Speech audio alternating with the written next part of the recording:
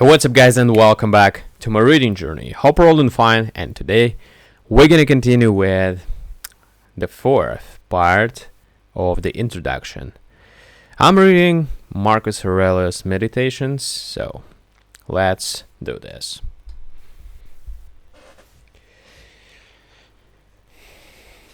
In logic, the Stoic system is noteworthy. For their theory as to the test of truth, the criterion. They compared the newborn soul to a sheet of paper ready for writing. Upon this, the senses write their impressions, and by experience of a number of these, the soul unconsciously conceives general notions or anticipations. When the impression was such as to be irresistible, it was called something.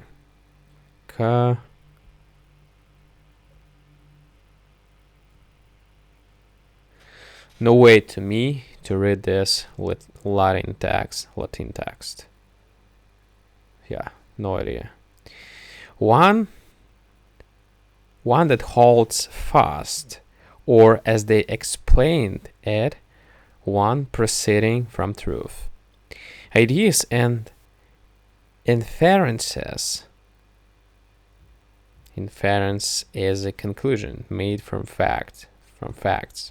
Ideas and inferences artificially produced by deduction or the like were tested by these holding perception. Of the ethical application I have already spoken. The highest good was the virtuous life. Virtue alone is happiness, and vice is unhappiness. Carrying this theory to its extreme, the Stoics said that there could be no gradations between virtue and vice, though of course each has its special manifestations. Moreover, nothing is good but virtue, and nothing but vice is bad. Those outside things, which are commonly called good or bad, such as health and sickness, wealth and poverty, pleasure and pain, are to him indifferent.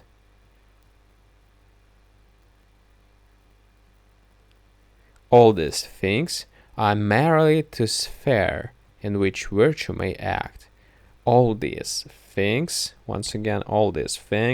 are merely the sphere in which virtue may act.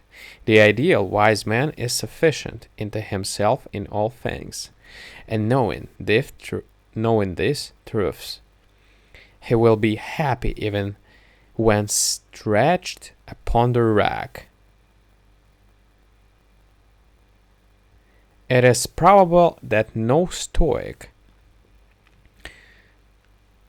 claimed for himself that he was this wise man, but that each strove after it as an ideal, much as the Christian strives after a likeness to Christ. The exaggeration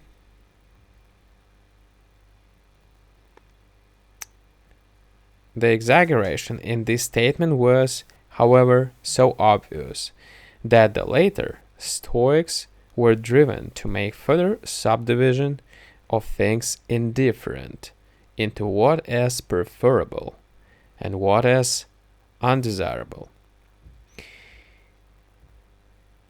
They also held that for him who had not attained to the perfect wisdom, certain actions were proper. These were neither virtuous nor vicious, but, like the indifferent things, held a middle pace. 2 points in the Stoic system deserve special mention. One is a careful distinction between things.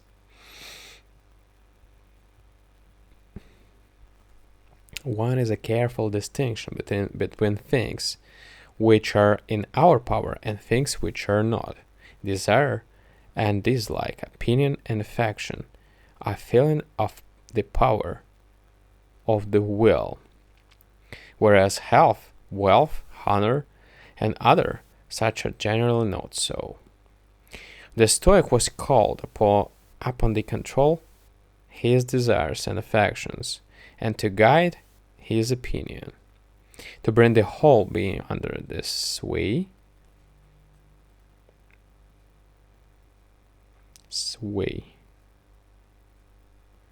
of the will or leading principle, just as the universe is guided and governed by divine providence. This is a special application of the favorite Greek virtue of moderation, and has also its parallel in Christian ethics. The second point is a strong insistence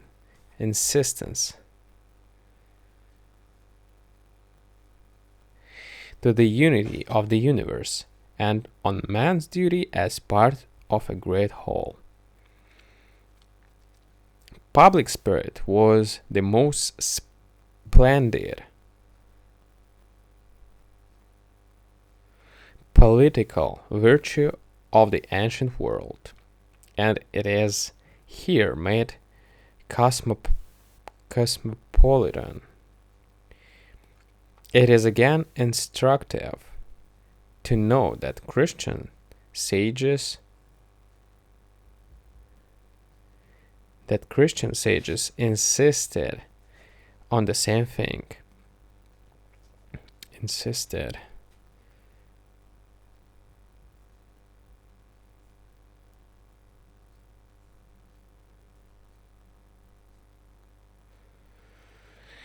on the same thing.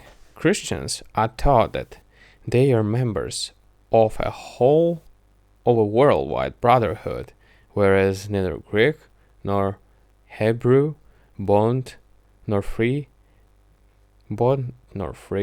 and that they live their lives as fellow workers with God. Such is the system which underlies the meditations of Marcus Aurelius.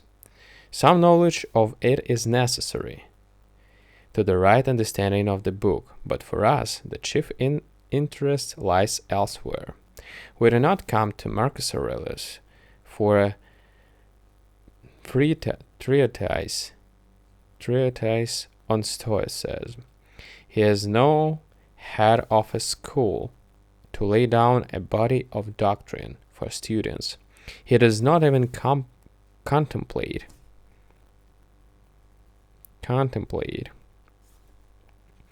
that others should read what he writes. His philosophy is not an eager intellectual inquiry,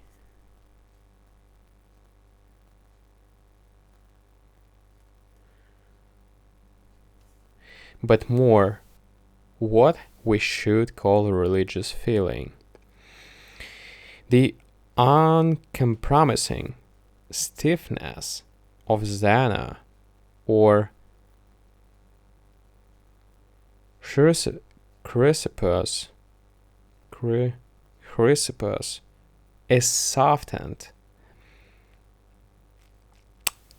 and transformed by passing through a nature relevant and tolerant, gentle and free from guile,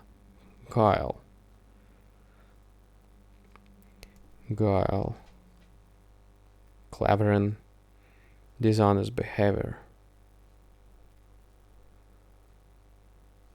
Interesting. The grim resignation which made life possible to the Stoic sage becomes in him almost a mood of aspiration. His book records the innermost thoughts of his heart, set down to ease it with such moral maxims and reflections as may help him to bear with burden of duty and countless annoyances of a busy life.